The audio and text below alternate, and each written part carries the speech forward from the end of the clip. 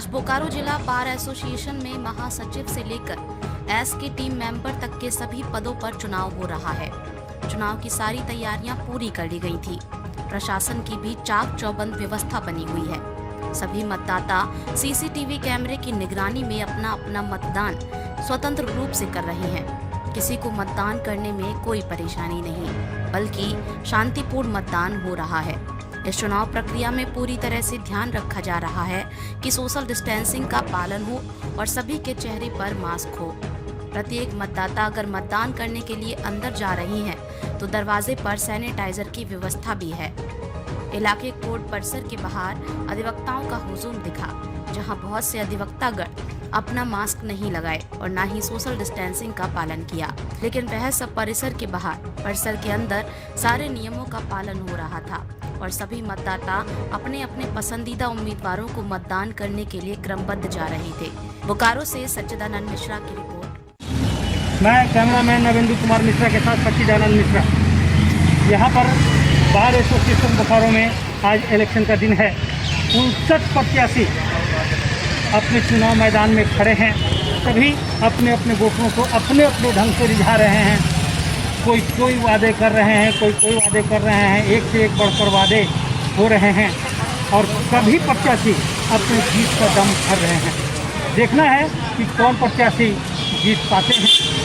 आज सुबह 9 बजे से इलेक्शन प्रारंभ हुआ है और शाम 4:30 बजे तक चलेगा।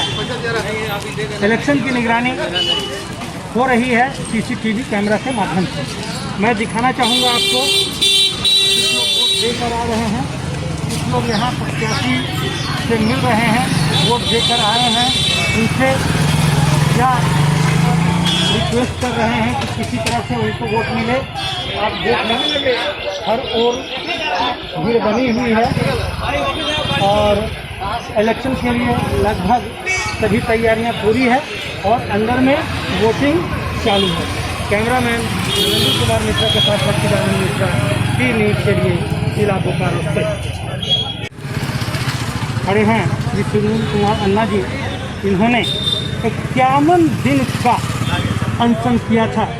उस वक्त अनशन किया था जिस वक्त कोर्ट कोरोना काल के चलते बंद था और कोर्ट को खुलवाने के लिए पहले तो वर्चुअल चलता था, उसको डिजिटल करवाने के लिए उन्होंने 51 दिनों का अनशन किया था। आज हमारे साथ हैं और इस चुनाव में क्या वो कर रहे हैं मैं पूछना चाहूँगा। हाँ सुनील जी, आप एक बात बताइए, आपने तो धरना प्रदर्शन किया, क्या आप कोई पद पर खड़े भी हैं? नहीं, हम इसलिए पद पे नहीं खड़े हैं। सबसे पहले तो पी न्यूज़ के पूरे टीम को बधाई देंगे, जो कि सच्चाई के प्रत्येक न्यूज़ उजागर करते हैं और इनके न्यूज़ के माध्यम से वोटों को चेतना जगा और इस करप्शन को मिटाने के लिए हम वकीलों के कल्याण के लिए बराबर 2000 से हम यहाँ पर कल्याण के लिए कुछ काम करते रहते हैं। और इस मुद्दे को हम हाईलाइट करना इसलिए चाहेंगे कि बिना जीडी का बुलाए हुए कोविड-19 का बहाना लेकर वहाँ भेज दिया गया। कोविड-19 चल रहा है, इसलिए जीडी नहीं बुलाया जाता और इसमें आय व्यय का ब्यौरा को छुपाया गया है। और आज देख लीजिए, इलेक्शन है, बिना सोशल डिस्टेंस, बिना मास्क का लोग भीड़ लगाकर लोग मत दे रहे हैं। और ये पूरे 59 कैंडिडेट जो खड़े हैं वो खूब भीड़ को साथ में ले जाकर कैंपेनिंग कर रहे हैं और बिना पारदर्शिता का ये लोग, जो कि वर्जित है कि आप कैंपेनिंग आज नहीं करेंगे, लोगों को नहीं बोलेंगे, लेकिन फिर भी बिना मुंह पर मास्क लगाए हुए और ये लोग भीड़ इकट्ठा करके वोट दे रहे हैं। आज अगर कोरोना फैलता है तो इसका जवाबदेही पी न्यूज़ के माध्यम से चुनाव पदाधिकारी से हम बोलना चाहेंगे, इसका जवाबदेही कौन होगा। और अगर पारदर्शिता लानी है तो जो घोटाला होता है, जो प्रत्याशी को जिताना होता है, हम लोग आवेदन दिए हैं आपका आरओ साहब बोकारो को और चुनाव पदाधिकारी झारखंड स्टेट बार काउंसिल को और बीसीआई को दिए हैं और बार काउंसिल ऑफ चेयरमैन को दिए हुए हैं कि प्रत्येक मतगणना के टेबल के सामने एक टेबल पर 3 मेंबर बैठते हैं, मतगणना पदाधिकारी उनके सामने एकत्र करके सीसी कैमरा लगे, ताकि जो हम लोग जिस प्रत्याशी को जीत के जिताना चाहते हैं, हम लोग का फ्रेश काउंटिंग हम लोग अपनी आंखों से देख सके। कैमरा दूर पर लगा हुआ रहता है, सीसी कैमरा, इससे पारदर्शिता जाहिर नहीं होता है और फिर उस टेबल पर ये स्वच्छ मतगणना नहीं होता है। इस पर हमारा आपत्ति है। लेकिन मतदान केंद्र पे तो मैंने देखा है कि सीसीटीवी कैमरा लगा हुआ है और वहाँ से निगरानी चल रही है। ये वोटर आज वोटिंग है उसके लिए लगा है, कल मतगणना है संडे को। हम कल की बात बोल रहे हैं कि कल प्रत्येक टेबल पर सीसी कैमरा एक एक व्यक्ति के सामने लगा हुआ हो, तब पारदर्शिता के साथ ये काउंटिंग को हम मानेंगे कि सही हो रहा है। और रही बात सर, आपने जो बातें कही मुझे भी लगा, लेकिन सबसे बड़ी बात है कि मास्क और डिस्टेंसिंग की बात जहाँ तक है तो वो अपने में जागरूकता लाना होगा। कोई बच्चे नहीं है, सभी के सभी वकील हैं, सभी के सभी बुद्धिजीवी हैं। अगर वो अपने नहीं करेंगे तो कोई क्या कर सकता है। चलिए, कैमरामैन नरेंद्र कुमार मिश्रा के साथ सच्चिदानंद मिश्रा, की न्यूज़ के लिए समय देने के लिए बहुत बहुत धन्यवाद। आपको भी धन्यवाद। ठीक है सर। मैं यहाँ कैमरामैन नरेंद्र कुमार मिश्रा के साथ सच्चिदानंद मिश्रा, मैं वोट परिसर के 100 मीटर की दूरी पर खड़ा हूँ और यहाँ पर एक सेक्रेटरी पद के उम्मीदवार श्री रंजीत सिंह जी हैं और वैसे तो सेक्रेटरी पद के लिए बहुत से उम्मीदवार खड़े हुए हैं, लेकिन मुख्य मुकाबला हमें लगता है कि दो के बीच है। तो एक हमारे साथ सामने में प्रत्याशी हैं श्री रंजीत गिरी जी, मैं इन्हीं से सवाल पूछता हूँ। हाँ सर, आप तो सेक्रेटरी पद के लिए खड़े हुए हैं? जी, मैं महासचिव पद के लिए खड़ा हूँ। हम लोग वोटरों हैं, वो आएगा। आइए ना, एक बात जानना चाह रहे थे, आपने अपना वोट डाल दिया? हाँ जी, मैंने अपना मतदान कर दिया है। मैंने अपना मतदान पारदर्शी बनाने के लिए और भ्रष्टाचारियों को मिटाने के लिए किया। ये बहुत अच्छी बात है। और क्या क्या योजना है, क्या क्या विकास के लिए करेंगे वोट का? हमारी योजना है कि सभी अधिवक्ता जो हैं, जो उनको आर्थिक विकास करेंगे, उनको जो आवासीय समस्याएं हैं उनके समस्या का निराकरण करेंगे। और मतलब ये कहना चाह रहे थे कि कुल कितने उम्मीदवार सचिव पद के लिए हैं? कुल 6 लेकिन हमको तो यही सुनने में आया कि यही आप शायद एक श्रीवास्तव जी जो निवर्तमान है मुख्य मुकाबला है। चलिए, बहुत अच्छी बात है। आप जरा बताइए, आपने वोट कर दिया? कर दिए? ठीक है, वोट करने में कोई परेशानी तो नहीं? बिल्कुल। हर एक चुनाव में महिला की सहभागिता होती है और जिनके साथ महिला सशक्तिकरण हो वो निश्चित रूप से होता है। क्या कहना चाहेंगे?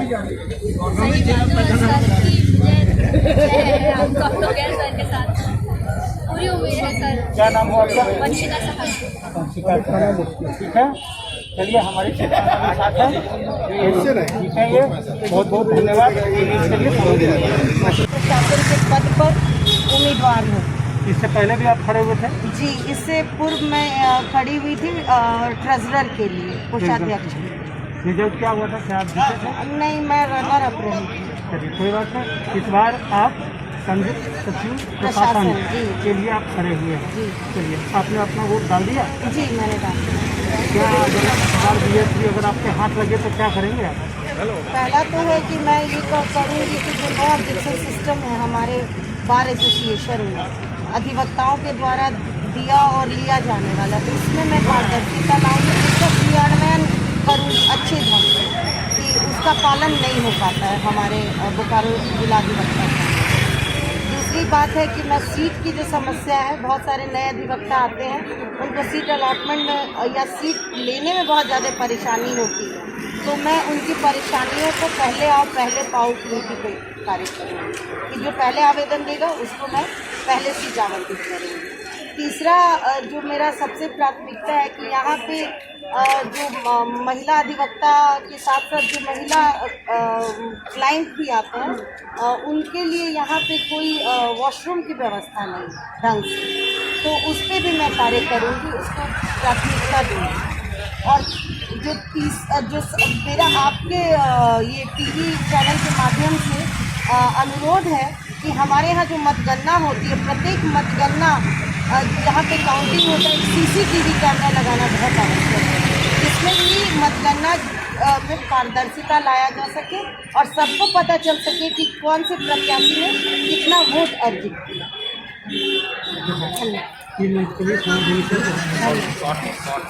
अब हमारे सामने श्री मृत्युंजय कुमार श्रीवास्तव जी हैं, जो शुरू में महासचिव पद प्राप्त कर चुके हैं और पूरा मैं इन्हीं से इंटरव्यू ले रहा हूँ। जीत के साथ पूरी आश्वस्त होंगे ऐसी हमारी आशा है। तो सबसे पहले हाँ सर, आप अपना नाम और परिचय बता दें सर। मृत्युंजय कुमार श्रीवास्तव और महासचिव पद के प्रत्याशी हैं। कार्यकारी यही आज मतदान संघ में पूरा सभी मांगे शांतिपूर्वक मतदान भाग ले रहे हैं। 4 बजे तक आज मतदान। इससे पहले भी तो आप कई बार जीते हैं। ये मेरा महासचिव छठा बार 5 साल में यानी अब से लगातार 5 बार ये विजय सामने खड़े हैं। संयुक्त सचिव प्रशासन के पद पर खड़े हुए हैं श्री ददन कुमार सिंह।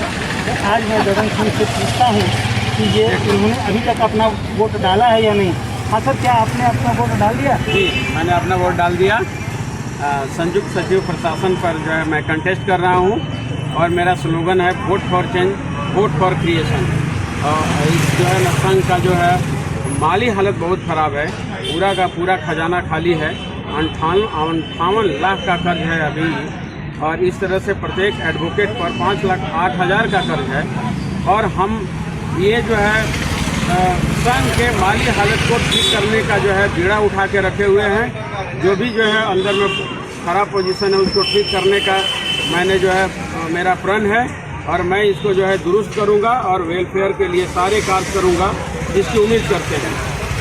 चलिए, आपने वोट डाल भी दिया है, आपकी विजय को सुनिश्चित, यही हम भी शुभकामना चाहेंगे। 3 मिनट के लिए समय देने के लिए बहुत बहुत धन्यवाद। सभी मित्रों को बहुत बहुत नमस्कार। ओके। मेंबर हैं, आपका नाम क्या हुआ सर? नाम क्या हुआ आपका? जी, बिल्कुल सही बात है।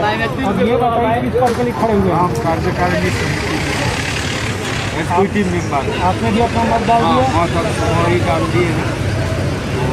आशा करते हैं कि जो हम खड़े हुए रास्ते के यार सुरक्षा का जो है हमारे साथ। ठीक है, बहुत बहुत धन्यवाद।